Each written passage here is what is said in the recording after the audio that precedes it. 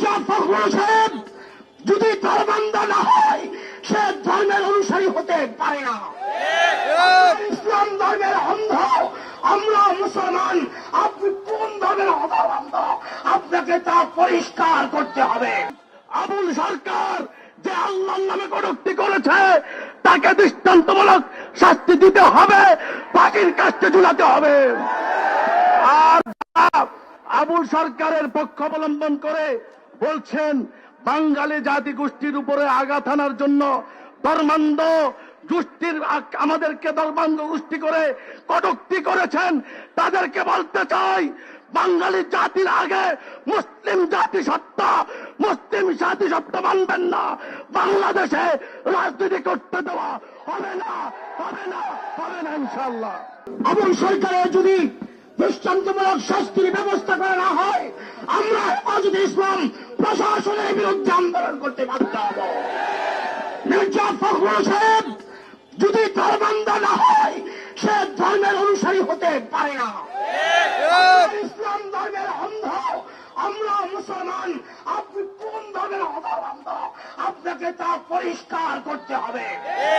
যদি মুসলমান ধর্মের অন্ধ হতে না পারেন, বাংলাদেশের মুসলমানদের রাষ্ট্রে আপনাদের রাজনীতি চলতে পারে না, কেউ আর মুসলমান থাকতে পারে না।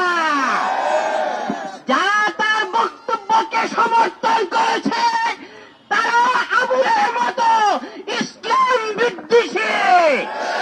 অতএব আবুলকে বিচার করতে হবে, ফাঁসি কাস্টে ঝুলাতে হবে।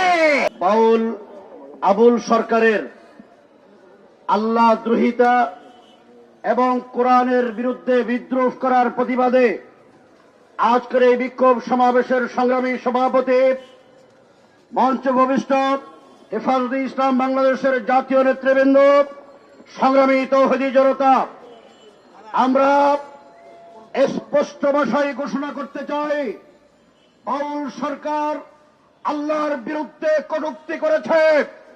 বাউল সরকার পবিত্র কোরআনকে অবমাননা করেছে। সে বলে আল্লাহর আগামাতা সে কিছু খুঁজে পায় না। এ কথা বললে কি কারো ঈমান থাকবে? সে বলে আল্লাহ কুলাউযু বিরাব্বিন নাস মালিকিন নাস, নাচতে বলছেন, নাউযুবিল্লাহ। এটা কোরআন অবমাননা নয়। আমরা দেখতে পাচ্ছি শুধু এক আবুল সরকার নয়, বাংলাদেশে বাউলের নামে শত শত আবুল সরকার আছে। এই বাউল এই সম্প্রদায় কোন ধর্ম মানে না, আপনারা নিশ্চয় জানেন। আমরা সরকারকে বলতে চাই বাংলাদেশটা মুসলমানের দেশ, আলেম ওলামার দেশ, আল্লাহর ওয়ালিদের দেশ, নবী প্রেমিকদের দেশ, কোরআনের তারক বাহকদের দেশ।